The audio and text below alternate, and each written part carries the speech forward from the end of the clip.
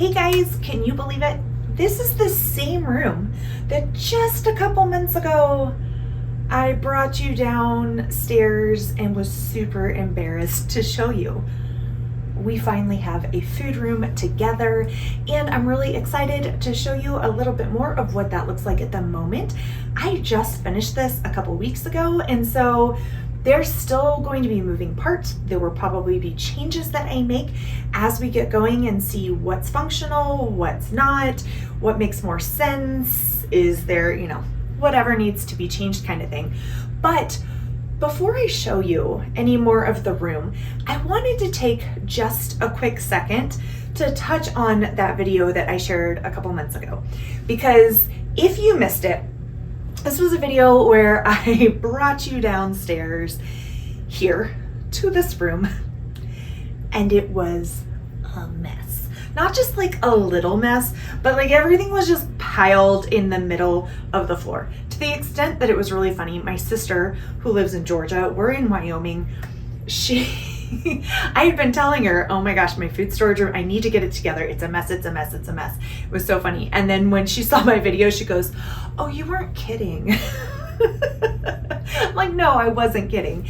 And in that video, I made sure to say, get started, even if it's messy, take the step, do the thing. It's okay if it's a mess. And I still stand by that. But I wanted to give a little clarification because I'm seeing a trend here on the interwebs, and it's not just on the internet, it is like everywhere, and it's permeating. And there's this trend that's like hot mess trend, and it's like, it's cool to be a hot mess, and it's cool to do everything messy and to be chaotic and to not, have anything together. And here on this channel, if you are new here, welcome. You may not know this yet, but first, my name is Amanda Willis, and I empower families to wellness authentically through biblically rooted principles. Well, God is a God of order. He is not a God of chaos. And so to sit in chaos constantly and to glory in that and kind of say that, like, this is great, you should be in chaos, you should be a mess, that's not what we're supposed to do as believers. We are supposed to reflect our Creator, and God being a God of order means that we should also be pushing back chaos, restoring peace, bringing shalom to our homes, to our communities, to our areas, to the world.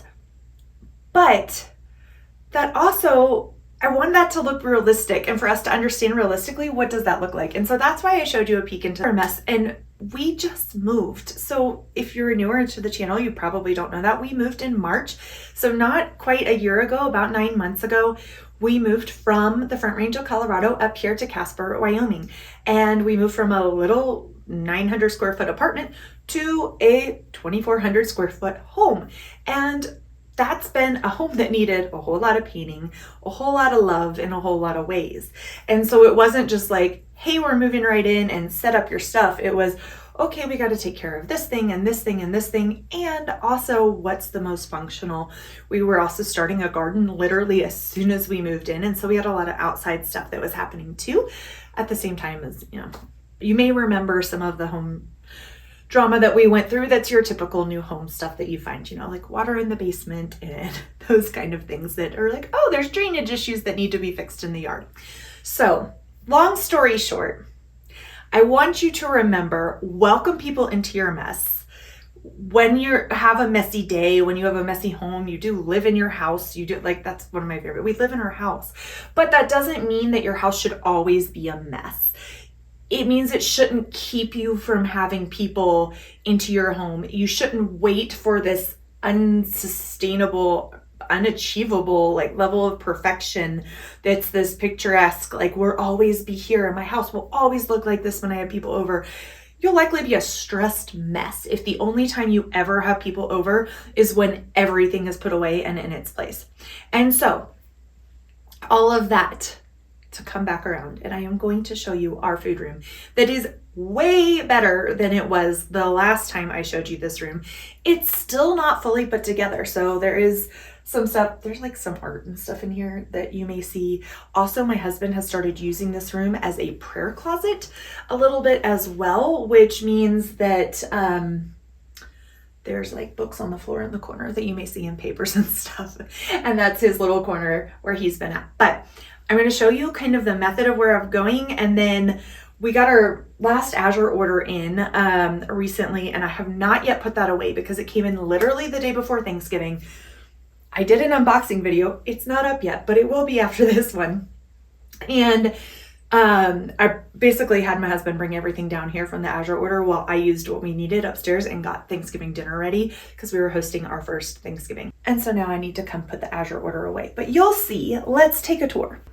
Okay, friends, so I'm stepping us back to the door to the room so that you can see these shelving units are away from the walls, and that is intentional so that there is space for me to stock from behind and keep the newest stuff in the front and the oldest from the back. So we constantly have our rotation going. These shelves, we got 2 of them from Home Depot. One of these I had ordered off of Overstock like forever ago. And unfortunately, it works. It works well, but this is one of the 5 shelf units where these are both 6 shelves. I like the more shelves because with mason jars, if you're doing any canning, you know, likely, if you know anything about canning safety, that you cannot stack your jars. So you can't put like, I can't store things like this because this is sealed, right? I did my pressure canning or water bath canning in the case of the jams. And this seal is on here. Now, it could unseal at any point, and that would mean that it was a false seal, that the jar did not stay closed and oxygen was allowed in, potentially contaminants were allowed in, where if you have them stacked, you're putting extra pressure on that jar I said a false seal earlier, a failed seal.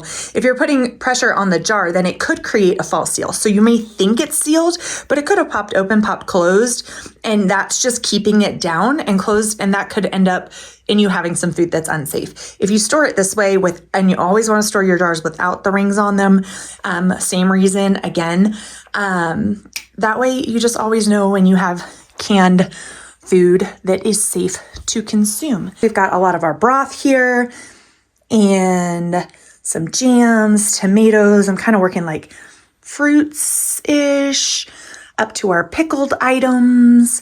And then we've got up here pastas. I did not go out and buy a bunch of organization stuff other than the shelves and a couple more buckets. These things I have repurposed. So like, is that the ideal food shelf storage unit thing? I don't know. It works. And I've repurposed them over here as well. I'm trying to store our solid stuff up top to protect anything below for light. So this is going to be where more of our convenience meals are. Clearly, I'm lacking in the convenience meal section right now, but room for growth. And then I've got our canning lids, new ones that are used already, and some extra rings. And then these are our vacuum seal bags as well. Of course, all of our nings are red, so I'm storing like beverages here. I've got some Concord grape juice that I canned last year. And then all of my buckets I've tried to do on the bottom. There's also gallons of water behind. But I'm keeping my buckets on the bottom, 1, because of weight, and 2, it's just easier to reach them that way. So we've got our grains over here. I've got whole wheat berries, the white wheat, red wheat, spelt, and einkorn. And then I have some, right now this is whole wheat flour. It actually does not store that well, so for a long term, and we are going to go ahead, does not store that well, so I'm actually going to go ahead and switch that out. When we use the rest of that flour, that will actually store all-purpose flour, because all-purpose stores better for longer. And we'll just grind our own wheat flour and have extra on hand. I had this for when we were in the apartment, and I did not have any space to grind extra flour and store it. Whereas right now I can grind our own flour and put it in the freezer and keep that for a few months and that will stay nicely in there. So clearly these are our new buckets and gamma lid that need to be filled. We've got oats, beans over here. There's hubby's Bible. And then some things that still need to find some places. But overall, we've got our spices and salt. I do plan on ordering some Redmonds to have a bigger bulk of salt as well. Our oils, our sweeteners, our vinegars, condiments, and then our dried beans and seeds and extra jars. And then if we walk around, let us walk around. Over this way, I have even more oil. The rest of our Thrive Market stuff that we're using up. And here's a jar I've got to fill. These are just old pickle jars, friends. I think they were pickles. I don't even know. I got these from a local, I got these from our local market for free. I was just telling the gal I needed more jars, and she's like, I have a bunch of big gallon ones. You want them? So popcorn and coconut, a few more condiment things that we use. And then down here I have some of our like homemade vinegar and white vinegar on the back of the shelf. So I'm trying to use both sides of the shelves. That was my goal in doing this. We've got canned meats over here. So if you're only using one side of the shelf, if you have your shelf pushed all the way up against the wall, then it makes it harder to stock things in order. So like if I can some new pickles, but I still have old pickles, then I'm gonna have to pull everything out, put them in, and pull them back. You know, do you see what I'm saying here?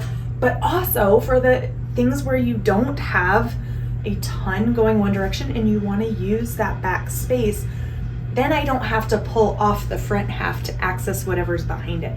I can just walk around the shelf and get what I need. It makes it super simple. I actually did not come up with that idea on my own. I got that idea from somebody on YouTube. I cannot remember who it was off the top of my head, but she was setting up her basement with her shelving, and she did that, and I was like, oh my gosh, I'm making a mental note to remember to do this when we set up our shelves. And I have loved it. It was funny. My dad had asked me, he said, why don't you just do, because he was here helping, and he said, why don't you do 3 rows this direction instead of boxing it in this way? And I was like, yeah, I mean, they do that at the grocery store, and that's fine. But one, I don't actually want to feel like I'm in a grocery store in my basement. I want to feel like I'm in my house. And so I want it to be very functional for me and not functional for what a store would say was functional.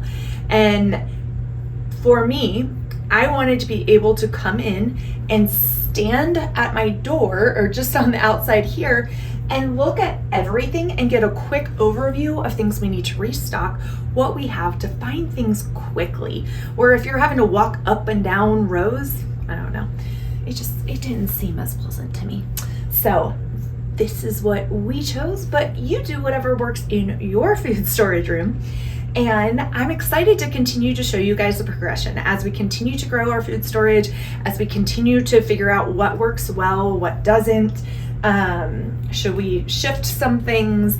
If you guys have any thoughts as you're watching through and you have food storage and you're like, hey, this worked really well for us, please let me know in the comments below. I would love to hear your thoughts because I love learning from you guys, and I hope that some of the practical things like this are helpful for you as you work to live more prepared.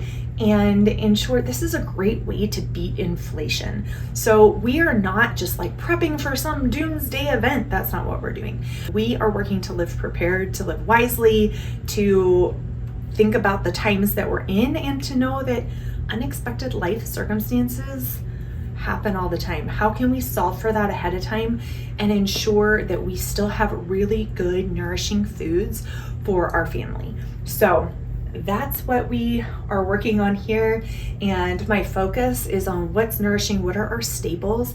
And I will give you a hint that not only has this saved us a lot of money because we're purchasing some things in bulk, and we are not going to the grocery store hardly ever, honestly. I very rarely need to go to the grocery store because we shop with Azure Standard and we have our CSA and we've got our garden and those kind of outlets. And so we really don't go to the grocery store very often. And so we're beating inflation at the very least, by having things purchased ahead of time and then getting those things in bulk then allows us to get a little bit more, and you're not impacted quite as much. If you're waiting on prices to come down before you stock up, friend, please don't wait. We don't know what's going to happen, and you don't want to be in a situation where you think, gosh, I wish I would have done that months ago. Just start small. Start with those baby steps. Buy double what you would normally buy. If you would get one thing of pasta, get two. If you would get one thing of olives, buy two. Start that way, and then that gives you a little bit of margin. You can add a little bit extra. We started very small, and I share some of that in my food storage video for small spaces, which I think is still my most watched video so far on YouTube. And that one was when we were in our apartment, what we were able to do. And so no matter the space you're in, you can find storage space. We didn't have anything like this.